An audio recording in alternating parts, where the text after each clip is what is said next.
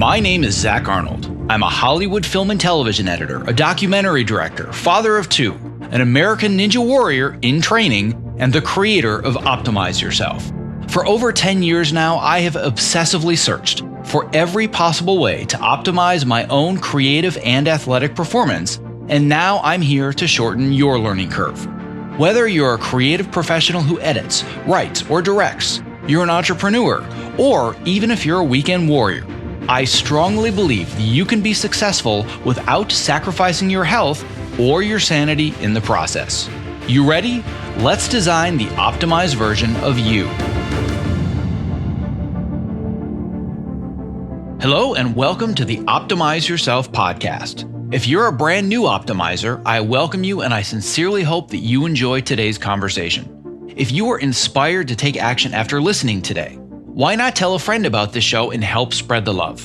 And if you're a longtime listener and Optimizer OG, welcome back. Whether you're brand new or you're a seasoned vet, if you have just 10 seconds today, it would mean the world to me if you clicked the subscribe button in your podcast app of choice. Because the more people that subscribe, the more that iTunes and the other platforms can recognize this show, and thus the more people that you and I can inspire to step outside their comfort zones to reach their greatest potential. And now on to today's show. For my regular readers and listeners, I know I probably sound like a broken record at this point, but when it comes to forging your career path in any field, it really all comes down to the same basic components. Number one, you need to clearly identify the right ladder to climb. Number two, you need to focus on becoming awesome at your craft. And number three, you need to make sure that the right people know that you are awesome at your craft. Having natural talent definitely isn't going to hurt, but talent alone doesn't automatically entitle you to success. And working on projects that you love never happens because of my least favorite word on the planet, luck. The difference between success and failure almost always comes down to perseverance, consistency, and building solid relationships. And today, I would like to add one additional ingredient that is often overlooked, but in my belief is the hidden superpower for longevity as a creative professional, and that ingredient is humility.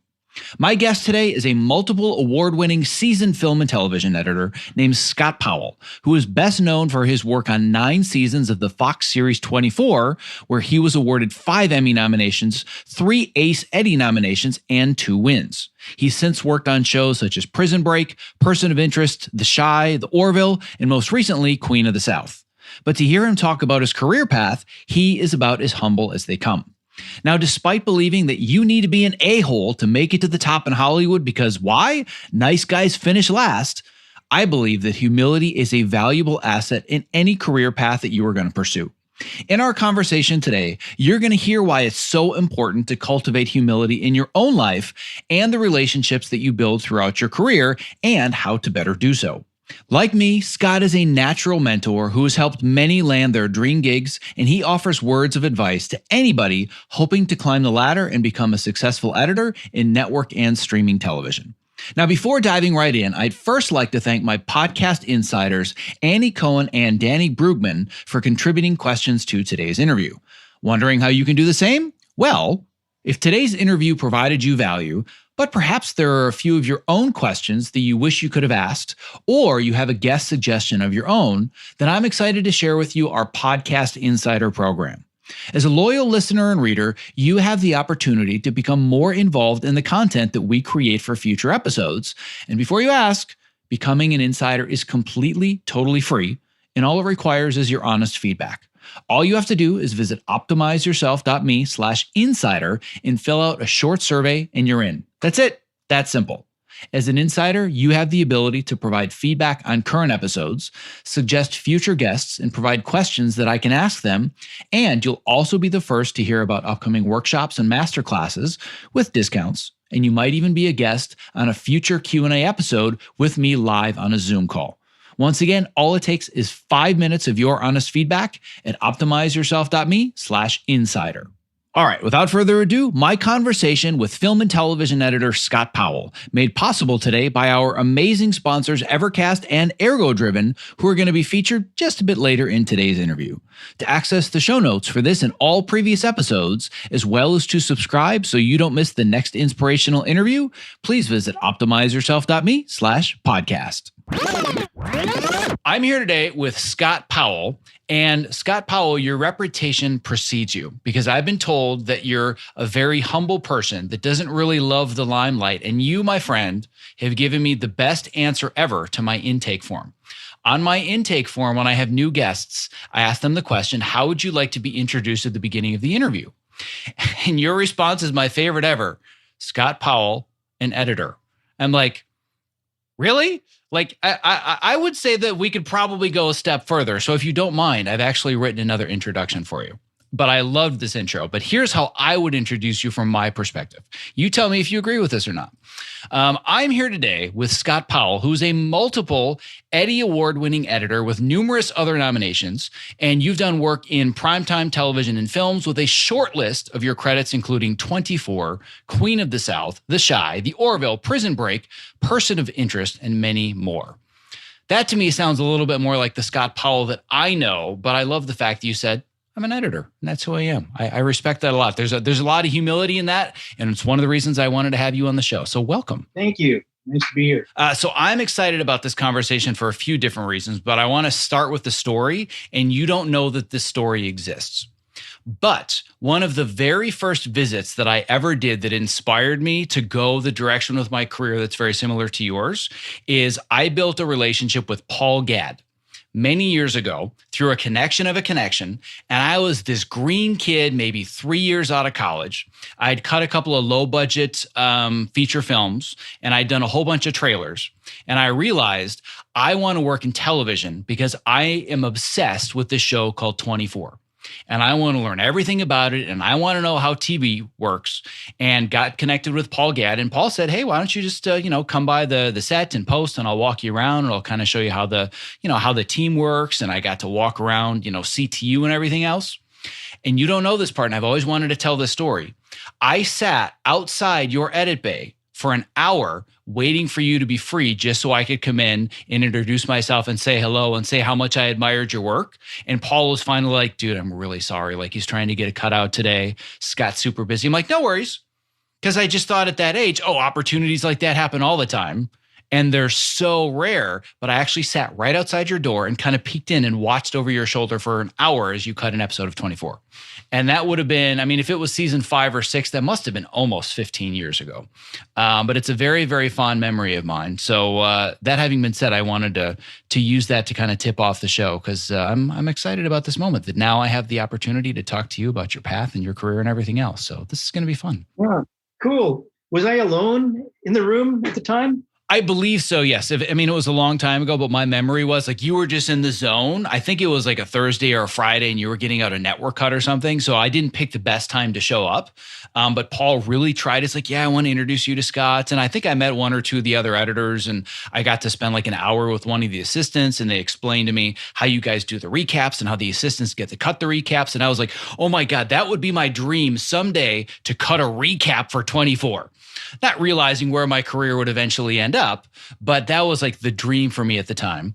And, it just didn't work out and I wasn't able to come in and visit you. But, here we are a decade and a half later and we get to talk as colleagues. That's cool. But you could have come right in because I actually like having company in the room. Well, sure. You tell me that 15 years later.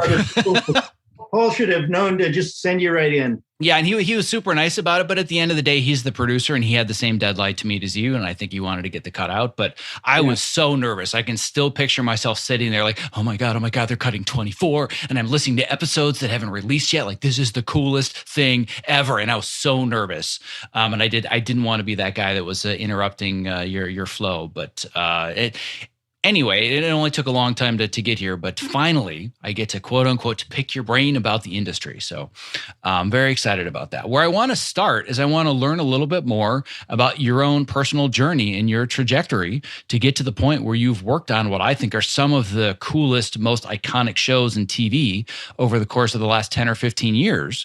So what's the origin story? And we don't need to go into every single little detail, but what led you to being the guy that worked on one of the most transformative network shows on TV, which was 24? That's a pretty good story. It took a long time. I did, I started in 1984 as an apprentice, and when we were, cutting and splicing film, 35 millimeter film. My first job was putting code numbers on film. It's a long, boring story. I won't explain what that is, but it's an entry level job for sure. And then I gradually, got to syncing dailies and popping tracks and ordering opticals, and people took me under their wing and, taught me how to be an assistant editor, film assistant, much different than what it is now. And then, I just worked my way through the ranks, moved up to editor on, just a dramatic series, a thing called Blue Skies, which was sort of a feel-good family series, very short-lived. I was bumped up from assistant, and then it was canceled right away. And then shortly, maybe a year or so later, I got a job. I was actually hired as an editor on a show called Wolf. And that had great potential, but it got canceled also. And then, of course, I've only got 2 credits. I can't get arrested. So I had to take an assistant job or 2. And one of those assistant jobs was it was a TV movie that was produced by the makers of Rescue 911. It was like very early reality TV or docu-TV hosted by William Shatner. And so I got to show off, cut a little bit for the producers, and I begged them to hire me on Rescue 911, and they did. And so now I'm in the sort of reality world, the docu-reality world, which is a completely different world. I had no experience with it, and I'm used to, looking at a script and, lines on the pages telling me what to do. And they gave me a box of 3/4-inch tapes, dropped it in my lap and said, "Here, let us know when you have a first cut." So I start going through these tapes of these interviews with, the real people who were involved in the incident, fumbling and mumbling their way through these stories. And what the hell am I going to do with this? So, I just go through and get everyone's side of the story and start pulling little sound bites that seem compelling or emotional or whatever. And, to tell a story that way. And it was a tough transition. I wasn't, very, very frustrating. I think it took me 5 weeks to get the first cut of a 10-minute segment. That was my introduction to documentary editing, which is very good for the skills and not always as much fun. It's a little more grueling than. Yeah, when you're in the documentary world, you're very much in the trenches, wearing a lot of hats. Too, right? Yeah, I've done just about every genre and medium at this point, and documentary, it's just a slog. It's really rewarding, and there's something great about the emotional connection to very real stories and real people. But from a process standpoint, in a daily level, God, it's a slog. There's so much material and so much detail. And I think one of the other challenges that I found is that when you look at doc versus scripted, in scripted, they kind of do most of the work for you. And they tell you what order to put the words in the scenes. And granted, we have some license and we can rearrange things, but you kind of sort of have a story. With documentary, you can make the story whatever you want, which means you can edit forever.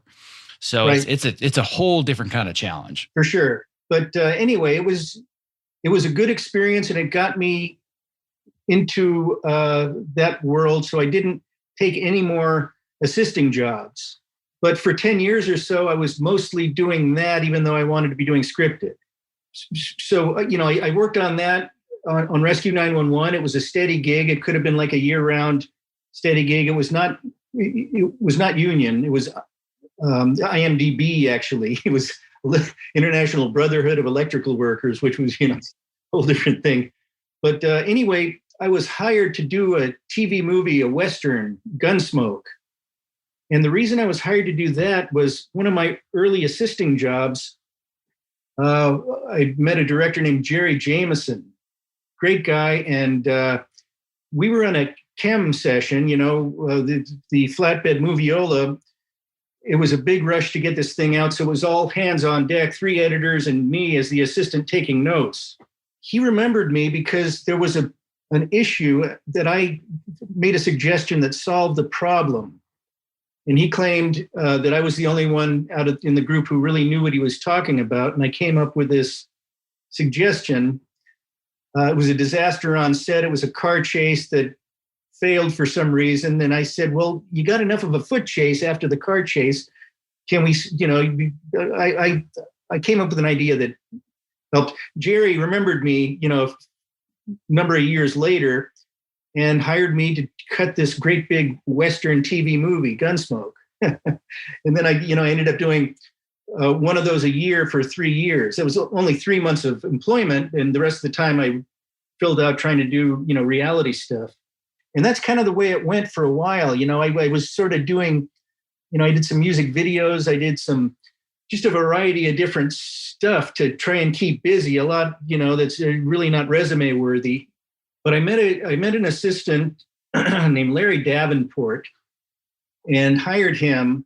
And we worked together. We had so much fun together. We just laughed our asses off every day, practically. We just had this, we just triggered each other. We made each other laugh. And so we became great friends and worked together.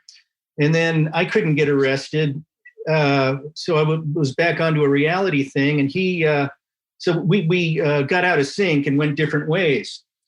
A year or so later, he called me and he said, I just got this new Kiefer Sutherland series, and I think I got you a job on it too. I said, what?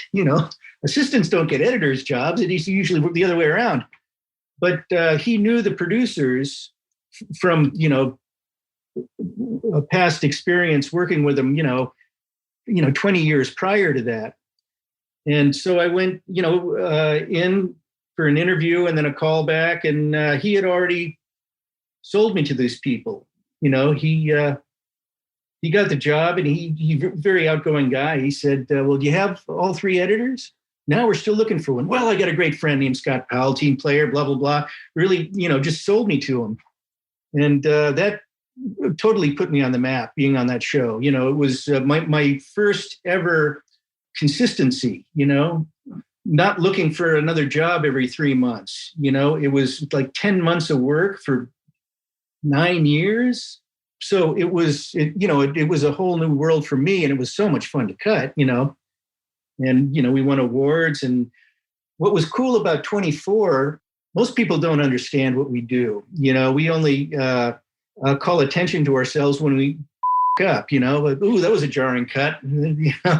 But this, people, is very visible editing, mostly because of the split frames we did and such, but and just the very, very frenetic cutting we did.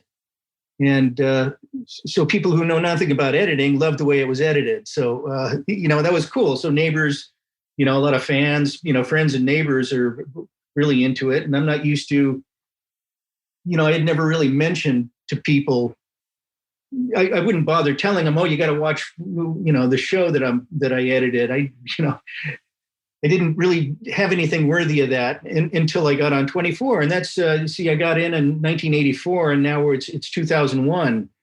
So, 16, 17 years until I really got some consistent, good union work on something that I could really be proud of. So that, that's it. That goes to show how long that can take. I was making a living up until then, and I was working hard, and I was, for the most part, enjoying my career. But that's when it got good. And since then, of course, there are like a dozen writer producers on that show, and I got to know all of them, and they all went to do different things after 24. So the phone, thankfully, has been ringing since then. Yeah, I would imagine it's a lot easier for you to get meetings now than it probably was in 1999 with the things on your resume. Probably a little simpler. Oh yeah, and I was honestly getting ready to give up mainstream TV because I was really frustrating with going for a lot of interviews, getting the call, oh, we really liked you, but we had to hire this other guy. And, I remember I went through like 6 of those in a row. Thankfully, I had this company that would keep hiring me back. They did a lot of things for Discovery Channel, these cool little docu-series, low budge, non-union, but, pays the rent. One of the processes that I go through, and maybe not as much anymore, but especially when I was just learning the industry and coming up, it was identifying people that I really want to connect with, but also understanding what was their career journey. And the first place you start is IMDb, because it's the simplest version of what's your career journey. And I remember looking at yours, and this would have been years ago now. So all the latest credits you've had probably in the last decade weren't even there yet. But even as of like 2004 or 2005, I remember having 2 very distinct questions when I looked you up and started to research you. The first one was, you don't really have many assistant editing credits, and you were an editor almost out of the gate, which is actually very similar to my trajectory. But then the bigger question, and I'll put you a little bit on the spot, but it is on IMDb. The biggest question was, hold on a second. How did you go from Playboy's Playmates busting out to 24 in 1 year? What is going on? So I want to talk about both of those. Okay. The assistant thing, we didn't get screen credit on assistant editing gigs. I did most of them for CBS, and I did one for Warner Brothers. I didn't get credit. I got credit on one assistant gig, even though I was an assistant for 5 years and never got a screen credit. That's the reason for that. 5 years still isn't that bad, though. That's a lot shorter than a lot of people to get to the kind of place that you were. But 5 years is more than's reflected on IMDb for sure. Yeah, it was probably more like 7. I got moved up after 5. But then didn't stay there. I was back and forth. And then when I got Rescue 911, it was probably 6 years in the union, something like that. The Playboy thing, I forgot how I landed on that, but that's a funny story. I'm not ashamed of that. It's not porn. It's very artfully done. Really good directors and very good cinematographers shoot that stuff. And, it's artful, and who wouldn't, what normal dude would say no to that? And it would fill blocks of time, and I'd, make a living. But what they did on that was they would recycle old segments into new video releases. So there was a time when I should have known to not put my real name on that, because they did put credits on the video releases, and they would re-release them. And then all of a sudden on IMDb, it looks like I did, I had like a dozen titles, and that was embarrassing. Voluptuous Vixens and these. I finally got an agent, not until like 2010, who his assistant had to work very hard to get those off there. I kept trying to delete them off IMDb, and they would not go away. They would not go away. It's terrible. So anyway, my agent's assistant finally got rid of all but 2, and there's still 2 on there. And I said, that's fine. As long as it doesn't, as long as it doesn't look like I made a career out of it, that's okay. And I think at the time when I was doing the research, you had like 10 of them or 15 of them. And I was just like, this makes no logical sense, because it's not like you had a bunch of really high-end network stuff and all of a sudden you end up on 24 the next show. It's like, What in the world? Like, how does this happen? I did a handful of those, but like I say, they recycle segments into new video releases and call it something else and make money on it. And, but it wasn't a bad gig. It was all right. Well, now that makes a lot more sense. I was in good company. I respected the cameramen and the directors who were on it with me, and there you go. Well, and I think the other thing that's smart about it too, and I think this is a fear a lot of people have when they're either just starting out or kind of in that middle area of their career where, like you said, you were really frustrated for a while. They fear taking things just to pay the bills because of how it will look. But you were taking it because you had to make a living and you had to continue working. But because of some of those relationships that you had built over time, whether it was on that or previous ones, ultimately 24 in a way kind of sort of fell in your lap. It did. I had no idea it was happening until Larry gave me a ring. And But the other thing that I want to bring up, though, and this is more, I think, where a lot of our conversation is going to go, you couldn't have just shown up with your resume and your reel and gotten the job on 24, a show at that level. And again, I think one of the pieces of context that maybe you can speak to a little bit more is that back in 2000, the idea of Kiefer Sutherland doing television, like, that's kind of weird. Like, that was before a lot of actors were actually doing TV. So my guess is it was easier to take a chance on somebody unknown, because I'm thinking some people are like, oh yeah, that Experiment 24, like, what is this even going to be? Maybe I'm wrong, but I know that it was a lot riskier back then. And in hindsight, it's like, well, duh, it's their biggest show. But back then it's like, well, what is this thing that they're doing? no, it was a lot of luck, really. I think it was Larry had the most to do with it, but the producer, I went in twice, and both times he kept me waiting for an hour. And I sat there with Paul Gadd, and I made friends with him, and I think he was rooting for me. But I remember Joel Surnow, who ended up hiring me, liked the way I had a firm handshake and I looked him right in the eye. He commented on that. So I think he was also in a hurry and didn't want to mess with it too much more. Things were gearing up, and he had more important things to do than to talk to me. So my 2 meetings with him were brief, but I guess he liked the way I shook his hand, looked him in the eye, and whatever I might have said briefly. And he just wanted to be done with it. He said, okay, yeah, good, fine, hire that guy. Ultimately, though, what I want to point out, and I know that you're probably not a regular listener of the show, which, by the way, no hard feelings, but anybody that is knows that you just said the magic word. You said the word luck. And I don't believe in luck nearly as much as others do. And I think largely the reason you probably got the job is because of the relationship that you had with the person that connected you, because he knew beyond the shadow of a doubt, you have got to hire this guy. So I think you earned a lot of that. And that's one of the lessons I want people to take from this is when they're looking at your trajectory from assistant to editor, and then from editor to landing this huge opportunity, there had to be a part of you that every single day there was some certain mentality about who you were when you went to work and the quality of the work that you did. Because otherwise you wouldn't have been sold that hard, and it wouldn't have been as simple as, well, the guy's already amazing and he's got a firm handshake, so hired. So what is it, do you think, about the way that you do what you do, whether it's early on or even now, that made you so hireable and so recommendable? In that case, just making friends, it's as simple as that. Larry and I had so much fun together.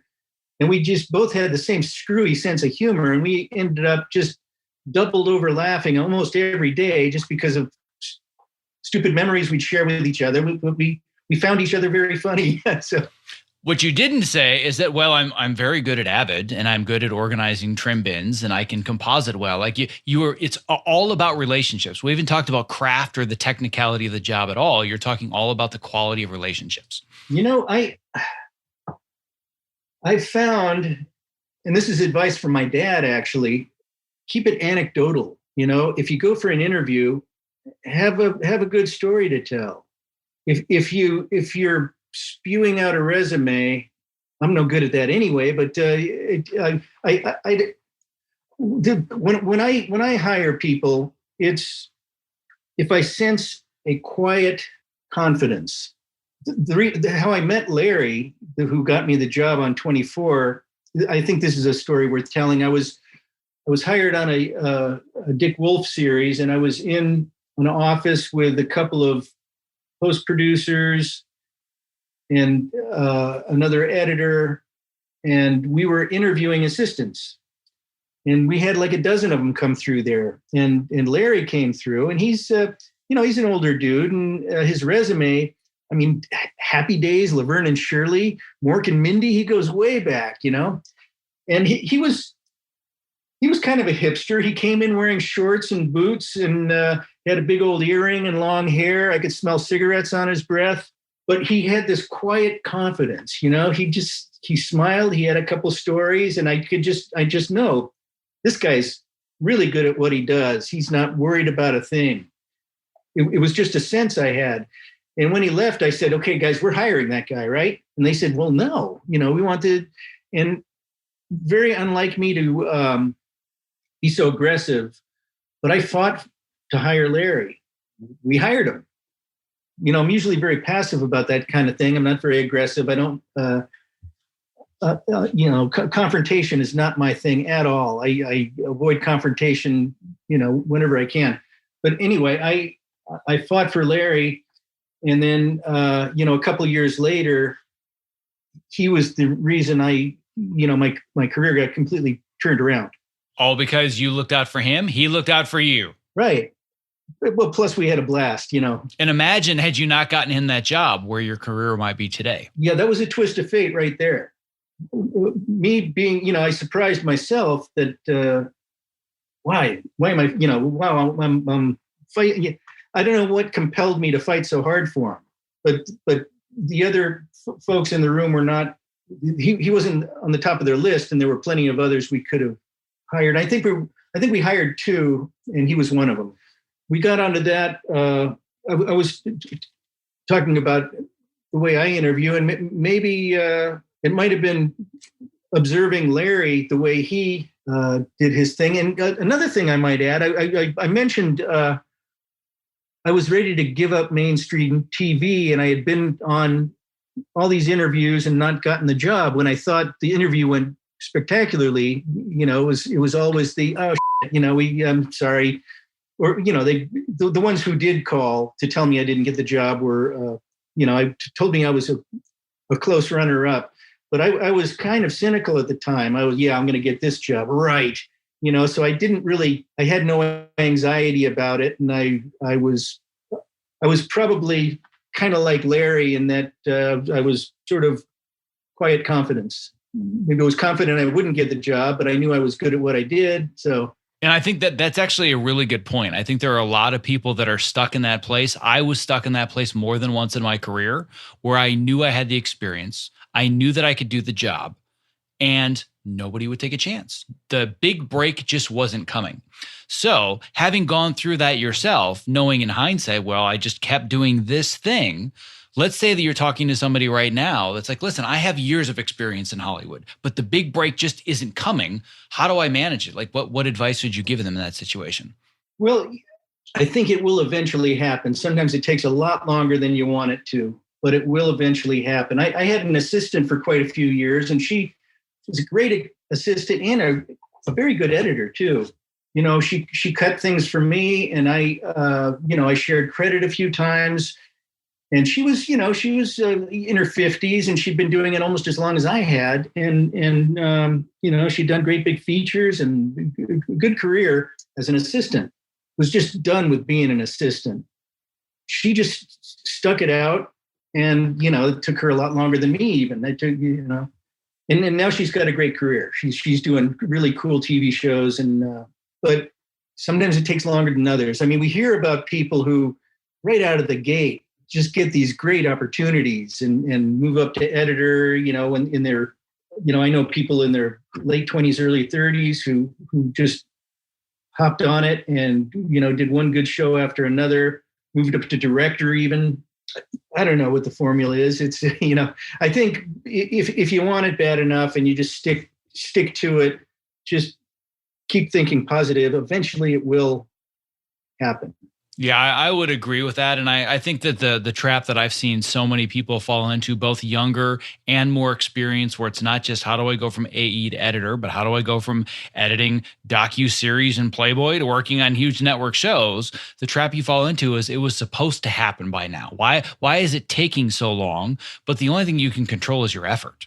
That's it. You can't control the timeline in this business. It's not like you can go on Google and say, how many years does it take to be an editor the way you can a doctor? I know exactly how many years I have to be in the trenches to be a doctor. Mm-hmm. It's very mathematical. And as long as I survive and I stay upright, I'm getting the lab coat.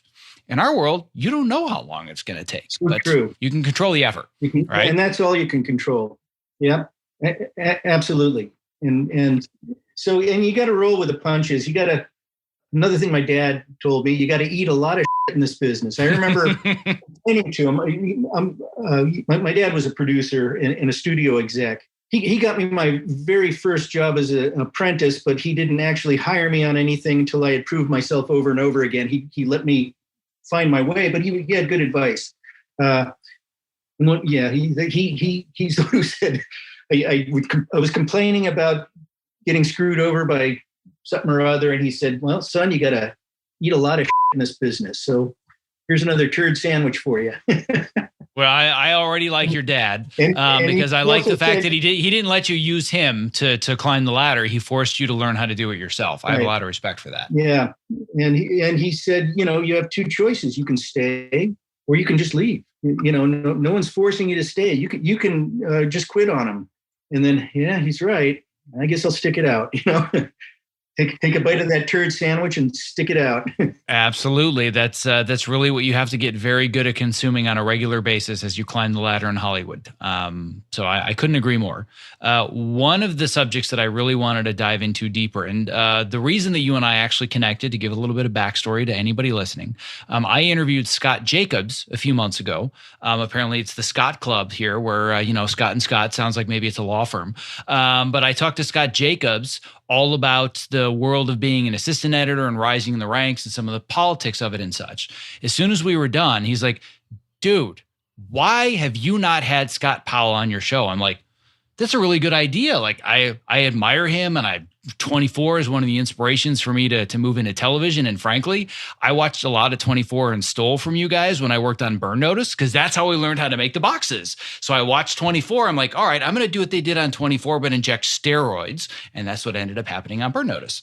The thing that I asked Scott was, what do you really want to hear about from Scott Powell? Because we get chit chat about 24 and the business and the industry. He's like, Scott's going to tell you that he's not this thing, but Scott's a mentor.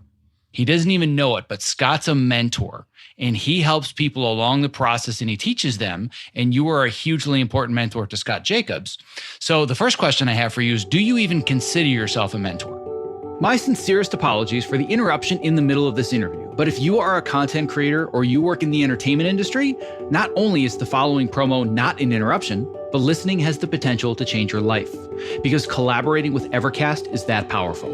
Here's a brief excerpt from a recent interview that I did with Evercast co-founders Brad Thomas and award-winning editor Roger Barton. Living this lifestyle of a feature film editor has really had an impact on me. So I was really looking for something to push back against all of these lifestyle infringements that are imposed on us, both by schedules and expectations. When you guys demoed Evercast for me that first time, my jaw hit the floor. I'm like, oh my God, this is what I have been waiting for a decade. I also had the same reaction when I first saw Evercast. Two words came to mind: game changer. Our goal, honestly, is to become the Zoom for creatives, whatever it is you're streaming, whether it's editorial, visual effects, Pro Tools for music composition, live shot cameras. It's consistent audio and video, lip sync, always stays in sync. Whether you're in a live session where you're getting that feedback immediately, or you can't get it immediately, so you record the session and you can share those clips with people on the production team where there's no room for any confusion. It's like, this is exactly what the director wants. This is exactly what the producer wants. What matters most to me is it makes the entire process more efficient, which then translates to us as creatives who spend way too much time in front of computers. We get to shut it down and we get to go spend time with our friends and family.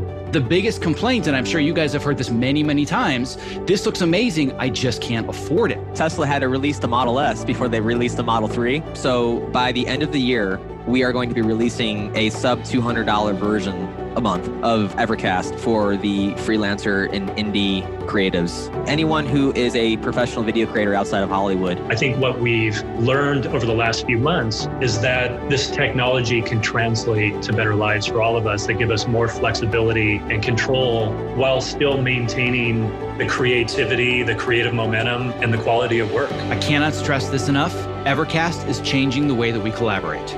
If you value your craft, your well-being, and spending quality time with the ones you love, Evercast now makes that possible for you and me. To listen to the full interview and learn about the amazing potential that Evercast has to change the way that you work and live, visit optimizeyourself.me/Evercast. Now back to today's interview. Yeah, I like being a mentor. It feels really good to help people move up in the world. And if you're helping them, they're working their very hardest for you. And my mentees all have these little side projects and such, and people call me and ask to cut their short film. And what I do is I get one of my mentees to cut it. I say, well, I don't have time, which is usually the truth, but I'm going to have a mentee do it and I'll do a final pass for you. it's a win-win for everyone. The assistant or the mentee gets a bunch of really good experience.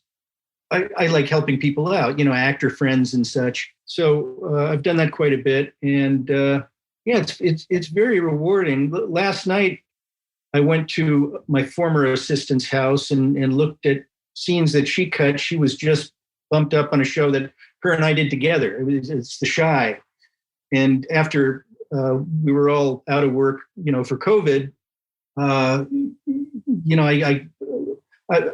was in the middle of my first episode of Queen of the South when everything shut down. So, I had to go back to that because it was an ongoing thing. And I wanted to go back to it. It's a great, great show to work on. But because of that, The Chi was starting up shortly after. I couldn't do both.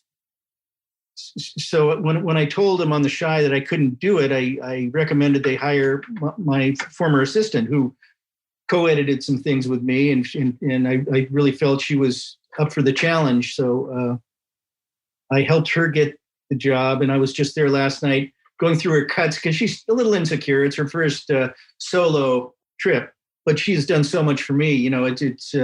She's really worked hard for me. I've been doing a documentary at the same time I'm working on Queen of the South, and that is a real handful. And she's, she was off work for a little bit and cutting sequences for me of this docu, which was good experience for her, but it helped me so tremendously. So anyway, it's a lot of give and take. Well, that I want to go into that a little bit deeper, because I think the simple assumption, and I would have made this assumption in my early to mid 20s when I was kind of putting you up on a pedestal and, oh my God, it's the guy that cuts 24. I would never have in a million years assumed that you love to mentor and you would want to help me. I would just assume Scott Powell doesn't want to help me. Who am I? Like, why would he ever be interested in helping me achieve my dreams? So what is it about mentorship that makes you look at an assistant or somebody younger coming up that makes you say, I really want to help you and teach you and take you along this path? Because I think it's important for people to identify that you're not out of the norm. I believe most of the people we work with, and not everybody, but I think the majority of the people that do what we do, we want to help others. But when you're on the outside looking in, you just assume, oh, this person would never want to help me. I think one of the things it's, if you really love what you do, which I do, it's like doing this webisode. It reminds you why you love doing what you do, and you go away with a good feeling. So it's the same thing. You like teaching is sort of an addiction, and when you get results, when you first hire on an assistant and they're not so good at, cutting music and sound effects, but after a few months of working with them, they get really good. Not get that great at cutting scenes, but, you work with them, you bring them in. I don't like being alone. Editors are alone a lot. I like having company and bouncing ideas off of people, Also, I didn't grow up with computers, and I'm terrible with technology. I mean, I've gotten to where I can survive. I can, obviously I can run everything, but having a smart young millennial who grew up with computers is very handy. That's a selfish reason right there. But sure. And I think also it's interesting that you see it more as a partnership. And like you say, I don't want to be alone in the edit room. I think that largely probably comes from starting in the film days. Whereas an assistant editor, you're hand in hand in the same room. Like, here, use this. What do you think? Like, you're breathing over the editor's shoulder. And nowadays, so many assistant editors complain, all I do all day long is data management, and the editor's in their own cave. They don't want to deal with me. How am I supposed to ever learn to be an editor if all I'm doing is being an assistant? It's a big challenge that's come along in the digital age. For sure. And now that we're all working from home, even more so. Yeah, that's exactly right. I love being a film assistant. Man, that was fun. The physicality of it, the partnership. When I first moved up to editor, I had this great assistant, and he and I would throw trims back and forth. It was, it was like, it almost reminded me of that movie Cocktail with Tom Cruise. And they'd throw bottles at each other and stuff. They had this whole routine. We did some of that. It was cool. It was fun. And just, the feel of, film whizzing through the through the block really fast and rattling through the moviola, and it was great fun, and it was more of a partnership. I've never had anybody in over 200 episodes talk about editing and compare it to Tom Cruise in Cocktail. Yeah. That's a first. I love that image. That's so wonderful because that's not the world that I was brought up in at all. I cut one short film in college on film. Since then, all digital, and it's always been about room with 4 walls and a door, another room with 4 walls and a door, and it was just that down the hall. So I've never, and I wish that I could have experienced it back then. I've always said that I was born in the wrong time period because I love being physical. I'm here at a standing desk now. I Mr. Move around the office and take breaks. I can't imagine how much fun I would have had literally doing spools of film and being on the cam. Like, my God, that would have been so much fun. It was cool. Yeah, I really enjoyed it. And we played core hockey in the halls too. Sure. I love it. Just take brooms and those, the film core is about that big. Sure. Yeah, you can't do that with hard drives. So what I'm curious about next, I want to look at this from a couple of different angles.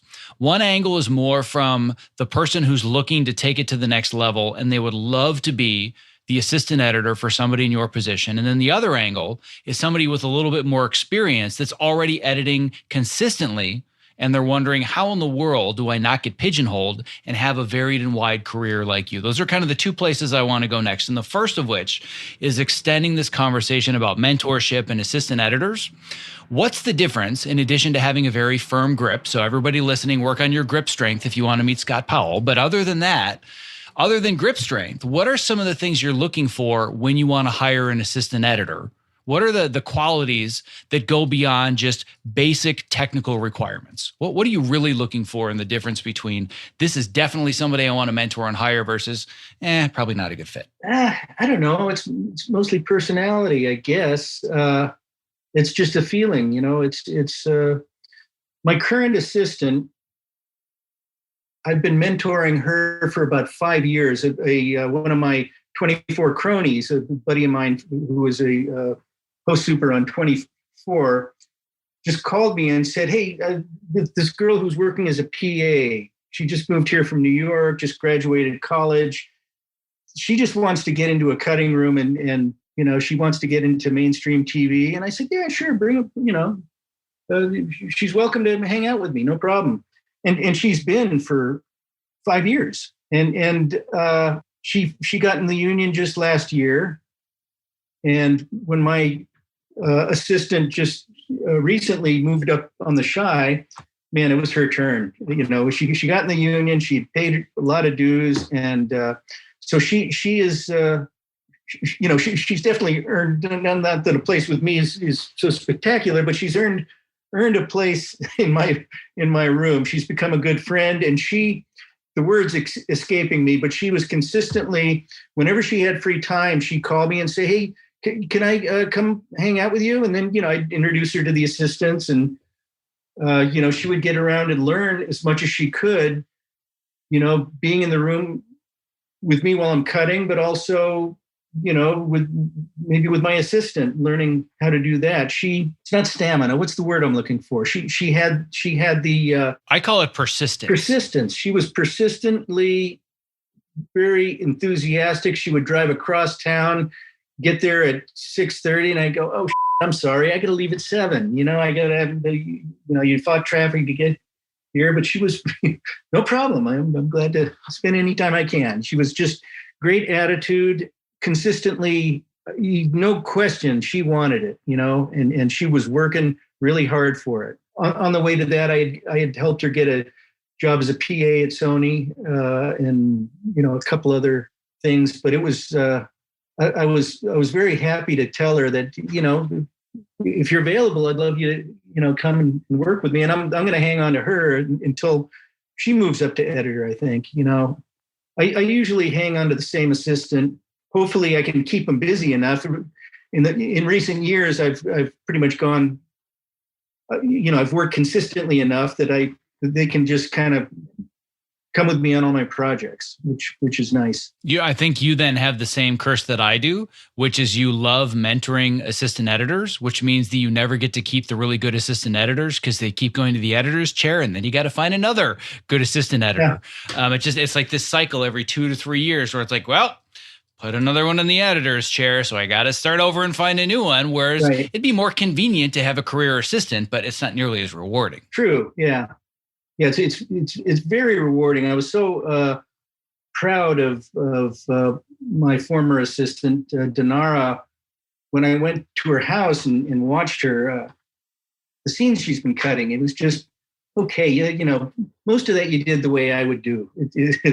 That was cool. And, you know, it's only a couple of years she was with me, but she just worked really hard and really wanted it. And my current assistant, you know, she's only been with me for a couple of months and didn't take her long at all. You know, she's been cutting scenes for me and doing some really nice sound work and music editing. So knowing all of that, now let's transition from more the assistant editor mindset and how I break in. Let's assume now that I've maybe gotten my first credit. Maybe it's not 24, but I've got a credit or two, and I'm starting to get concerned. Is this the only thing that people are going to hire me for? I personally went through this myself where my first TV credit was Burn Notice. And if you look at my resume before that, kind of similar to yours, it's like, how did that happen? So I would have multiple people ask me in interviews, like I went on IMDb Pro and I did research and like, it doesn't make any sense how you got onto Burn Notice at all. I worked on it for 4 seasons and I thought to myself, oh man, 4 seasons on a hit cable show. Like I'm the man. I'm going to be able to get interviews and shows anywhere. And it was crickets because everybody said, oh yeah, well you're the Burn Notice guy and that's your only credit. So we can't really take a chance on you. So I was really concerned the only shows I was going to get for the rest of my career were going to be more Burn Notice type shows, of which, frankly, there aren't a lot of them. But I was really concerned about making choices and not just taking the next gig to make sure that I had a wide and varied breadth of work that I was working on. And when you look at your resume, it's all over the map. And I say that as a compliment in the best way possible. So do you feel that all of that was just chance and based on phone calls, or is some of that you specifically charting the path and perhaps saying the magic word, which is no? It was very haphazard and I rarely said no. Well, that just ruined the whole interview. Kidding. But so do you really feel that all of this came about just by chance and there was no sense of, you know what, 24 was awesome, but I want to see if there's something that might be a little bit off the beaten path? Because the Orville and 24, very different types of shows. Even The Chi, very different kind of show. It's all just people I know who lead me to, right after 24, I hired an agent who's been fantastic, who right after 24, my wife and I were traveling in Europe and he kept calling me with things he's got me up for. And he told me the most promising show is Hawaii 5-0. And he sent me a trailer and I said, okay, sign me up. That was it. So he got me that job. That job turned out to be not so much fun for reasons I won't talk about. So I said, Brady, get me the out of here. Yeah, I've heard a rumor or two, so we won't talk about them. But the word has gone around about that working on that show, so yeah. I understand. And so my agent lined me up. He said, if you can just get out of there for lunch, I've got you an interview with these people. And it was another Kiefer Sutherland show, so I know how to corral Kiefer for sure. But I'm assuming that was Touch, correct? Yes. And that was that 1 or 2 seasons? I think it was just 1 season, wasn't it? Oh, it was 2 seasons. Yeah. So anyway, I had no idea that was even happening, and so he got me an interview. I snuck out and did an interview on my lunch break, and then got that job. And so from there, you know, Howard Gordon, who from 24, called me and asked me to do a pilot. I'm not going to say no to Howard. Mm-hmm. It's pretty much friends calling me, and I'm not going to say no to him. You know, director John Cassar has kept me busy. No way I'm saying no to John Cassar. He's a very close friend, and he's the best director I've ever worked with. You know, another director. After 24, it's friends calling me up and asking me, and you know, my agent Brady might have a different job for me, and I tell him, that sounds good, and I appreciate your efforts, but I'm not going to say no to to this person. he keeps calling me to do pilots, and I can't. I've said no to him 3 times. I'm not gonna. I got to do this. So I make choices if there's more than one offer, but I have a hard time saying no to anyone, especially a friend. Which I think goes back to this idea of how much you disdain conflict. Yeah, right. I guess so. Here's another question that I'm curious about that comes up all the time. Why do you need an agent if all of your jobs are coming via referrals? Like, why would you want to give away 10% of your income if all of your friends and buddies keep asking you to work on stuff? Why do that? There are a couple of reasons. He gets me a little more dough. It's very comforting not to be alone. He's good to have for advice. A good handful of times where I really needed him. I did a studio feature. I had no idea how to negotiate that. And it involved travel and, per diem. And that's when you really need an agent.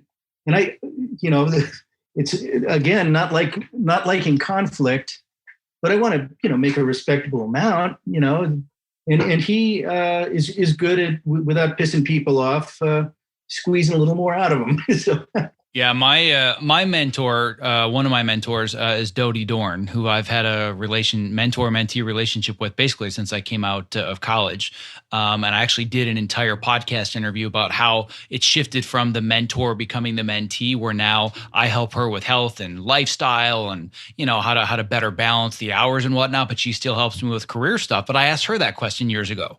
I said, I don't get it, Dodie. I find that I keep getting jobs from referrals and people that I've worked with. Why am I wasting my time on my agent?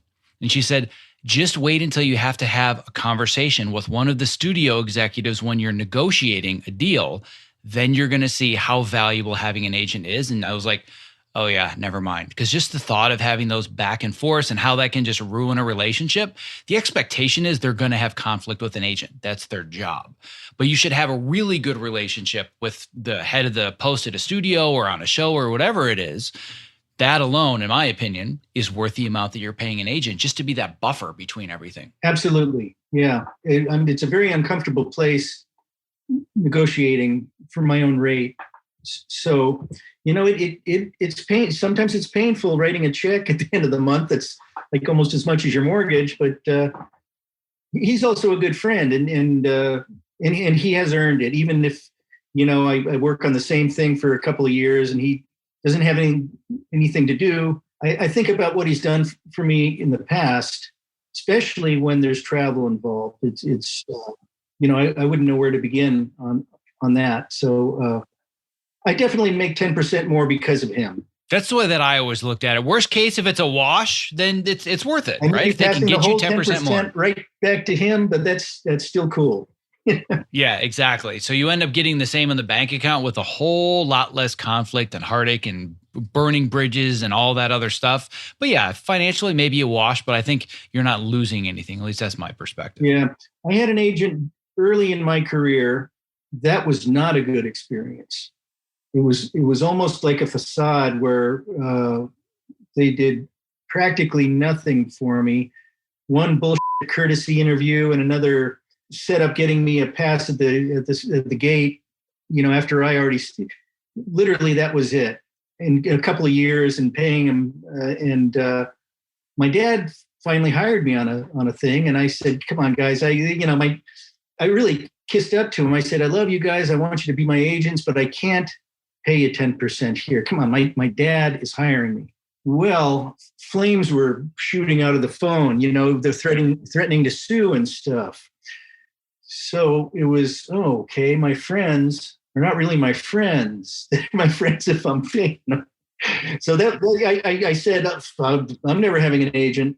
But then, at the tail end of 24, during 24, I got a meeting on a feature. It was a pretty big deal, and it might have been worth leaving 24, like season 7, to do a big, studio feature. And a friend of a friend hooked me up with this agent, one of them which being the agent I've got now. And they gave me a bunch of really good free advice and offered to negotiate for me or, to help me out, just to help me out. So I said, I like these guys. If when I just, if and when I decide to have an agent, I'm calling them. And that's what happened. 24 was kind of a big deal. And I thought an agent would help me out at this point, help me parlay that into more stuff, which it did. I love the humility. 24 was kind of a big deal. I'm like, it changed network television. I love it, but the humility is so much fun. It's funny though, because I had a very similar experience where I also had an agent very, very early in the day. And we didn't have a bad relationship, but it was more, he was pounding the pavement a little bit. And frankly, he's the one that got me the meeting with Paul Gadd in the first place, but it never really was leading anywhere. But then the agent I ended up going with, they negotiated several low budget contracts for indie films and other indie pilots, stuff like that. Just as I was building my reel and resume, never charged me a thing. But the clincher for me was when I did get burn notice, I got it totally on my own. They still stayed in touch with me. And after I think my second season, they said, listen, we see the potential. We really want to represent you. We're going to let you not pay any commission on burn notice until the show's finished. Then we're going to talk about doing commission on all TV shows going forwards. But they let me do an extra 2 seasons and not give them the commission, but helped represent me because I got the show. And I was like, that's them playing a long game. They see the strategy and they know the short-term commission is worth far less than seeing the much larger game. And that loyalty has lasted for over a decade now. Mm-hmm. Yep. I did a similar thing. I just said anything 24 from here, 5%. My dad hires me for something, 5%. And we've gone with that. Yeah, that's smart. I like that idea. So another thing that I'm curious about, this is a question that comes up a lot in my coaching and mentorship community, because I'm like you, where I almost don't know how not to mentor people. It's almost kind of, like you said, it's an addiction. Once you start to see it and feel it and you see these people move forwards, I went beyond the point of, you know what, I want to mentor my next assistant editor. And like, I'm going to build an entire business around mentorship. And I absolutely love it. But a question that comes up all the time from the more seasoned editors that are not in scripted per se, or that have a combination of unscripted and scripted, but maybe they have a show from the 80s or the 90s or whatever it might be, and they're trying to break back into scripted, they keep hitting the same wall. Yeah, but you haven't done scripted lately.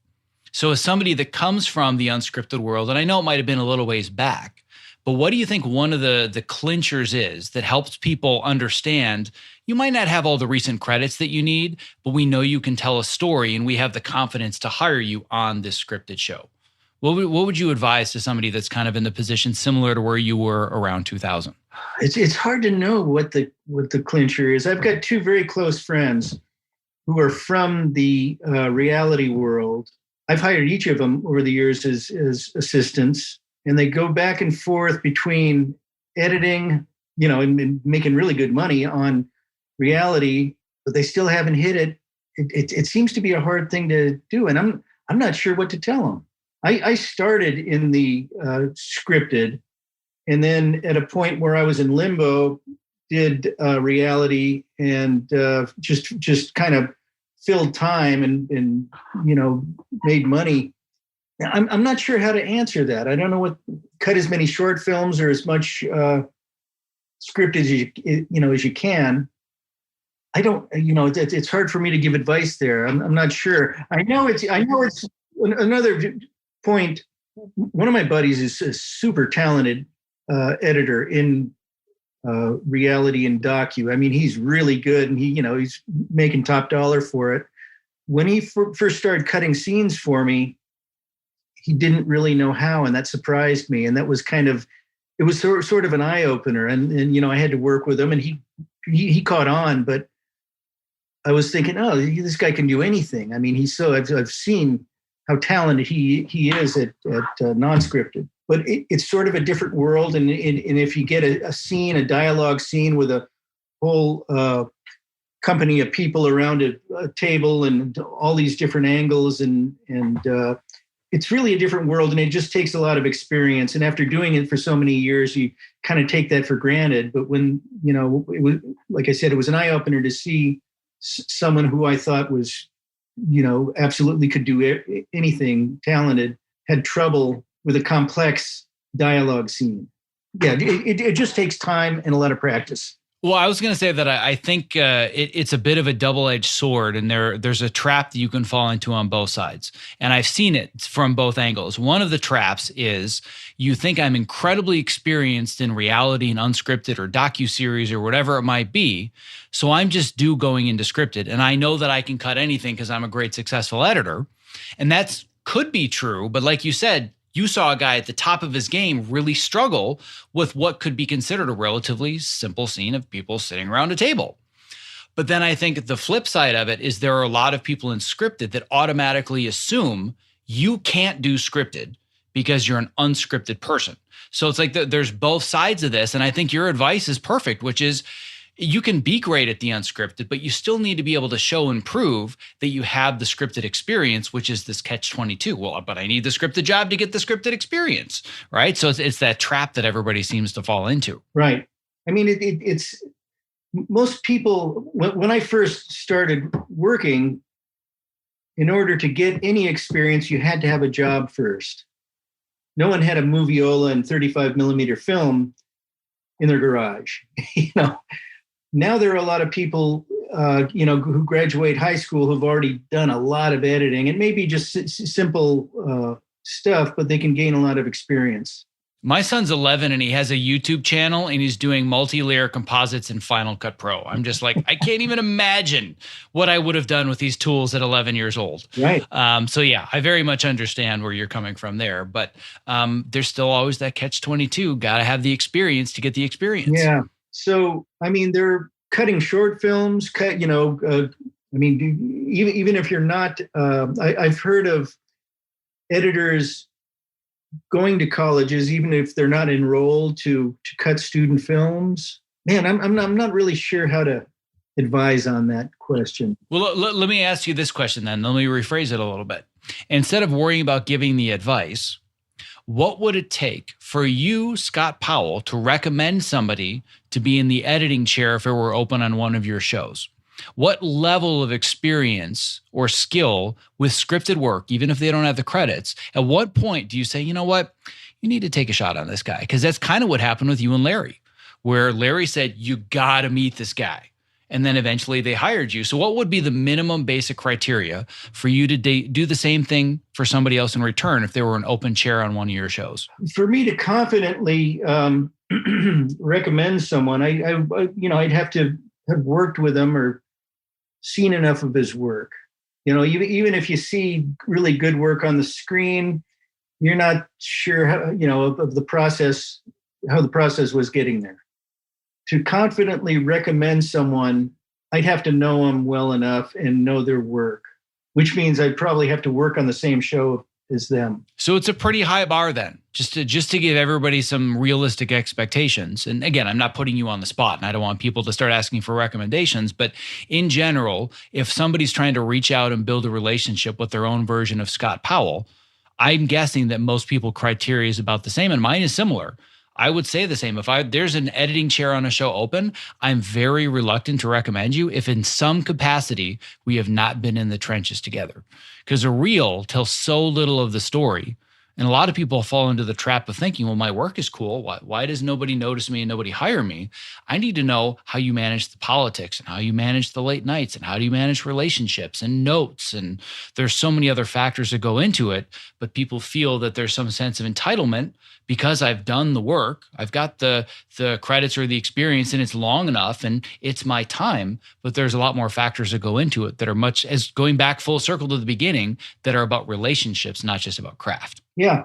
And unless you work with someone and, I like working with team players. I like to go, next door. Nowadays, I call my friends who are the other editors on this show. One in particular is a good friend I've worked with before. And he calls me and I call him and we collaborate a little bit. If we were in the same office space, I would, walk down to his room and talk to him and, look at some of his stuff and vice versa. I just appreciate that kind of, I love a teamwork, going back to not wanting to spend a lot of time alone. I like being around people. There are a lot of editors who just want to be alone. They close their doors and they're by themselves all day. It's just that nothing wrong with that. It's just not me. Last question, because I want to be very, very conscious of your time. After all, at least as far as our live recording, it is our Friday evenings, and I don't want to take too much of that from you. Thanks. But the last question is, imagine you jump in a time machine and you can go back to the mid 80s and you can have a conversation with yourself, knowing everything that you do now. What would you tell your younger self just starting out of the industry? Let me think. I got to think of potential mistakes. And you might say, dude, do everything exactly the same. This is awesome. No, don't try and be a big shot. Don't try to be the smartest guy in the room. I think early on I was so worried about saying the right thing. It caused anxiety. And then I worked too hard at it. And I've seen people who come in and try and be the smartest guy in the room and try and have all the answers, even though they're fresh out of film school and they need to spend time as a PA. Don't do that. I mean, I didn't do a lot of it, but I did some of it because I was insecure. Relax. That's it. Relax and make friends. That's the way I moved up. Listen more than I remember being in an interview myself, and I was in this mode. I knew I was a good editor. People liked me, but I was in my own mind rehearsing things I needed to say, and I wasn't listening enough. And the guy embarrassed me because I asked him something, and he said, I just told you that. And I realized I was so trying to be smart and trying to be, I wasn't relaxing. I wasn't listening. And that's some of my own ADD, but I guess my early years, I would say that. I mean, I always did. I knew you just had to show up and put in the time. And if you do that for long enough, you'll get ahead. Yeah, I think that's it. It's the work ethic, but don't be a dick.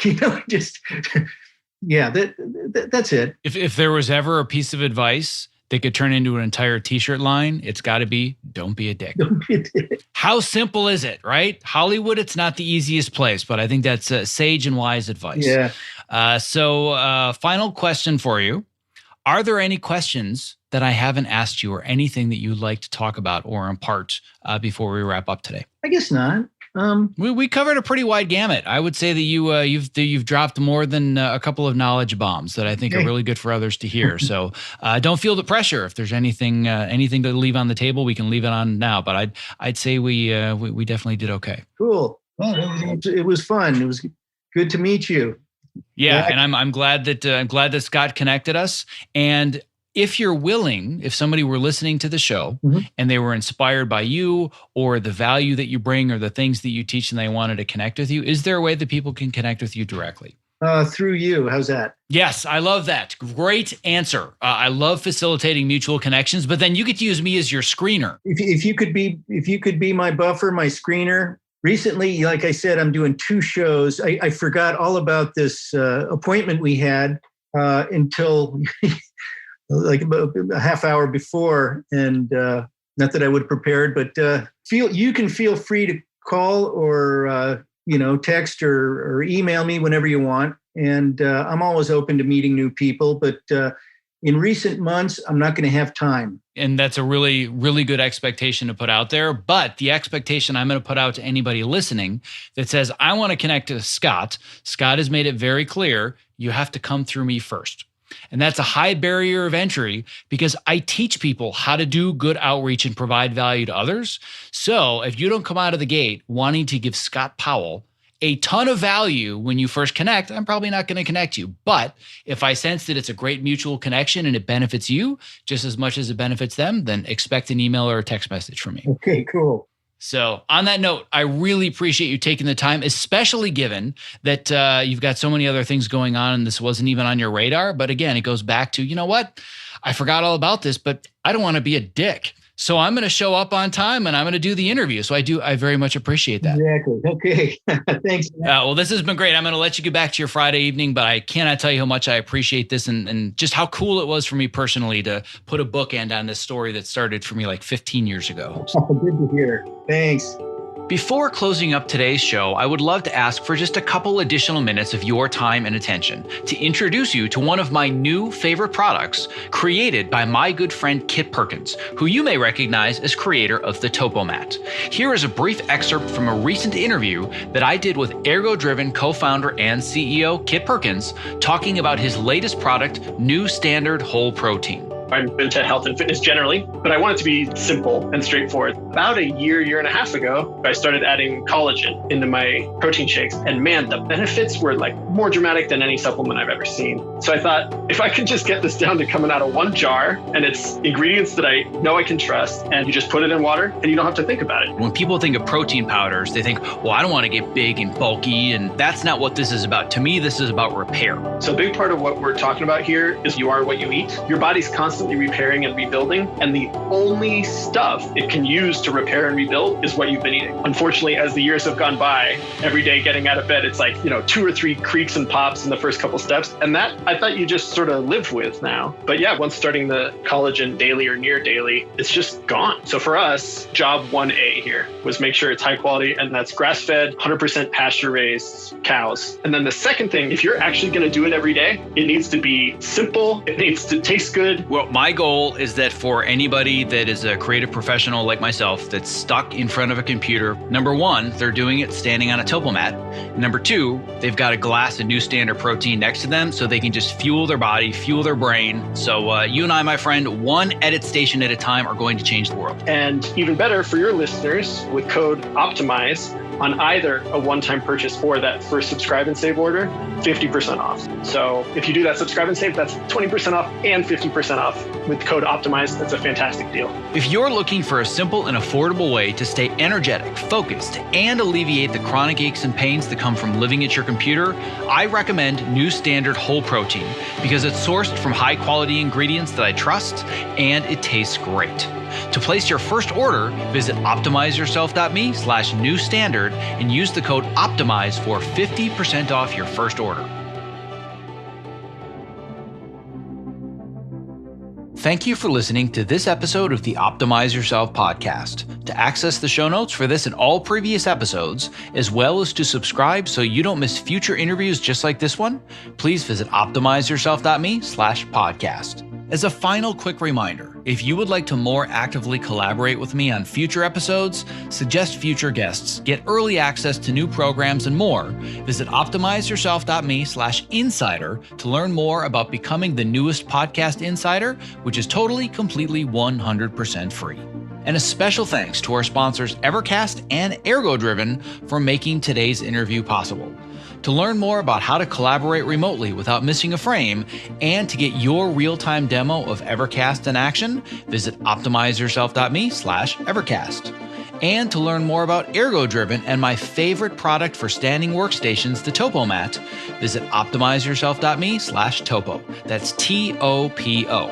And to learn more about Ergo-Driven and their brand new product that I am super excited about, New Standard Whole Protein, visit optimizeyourself.me/newstandard. Thank you for listening. Stay safe, healthy, and sane, and be well.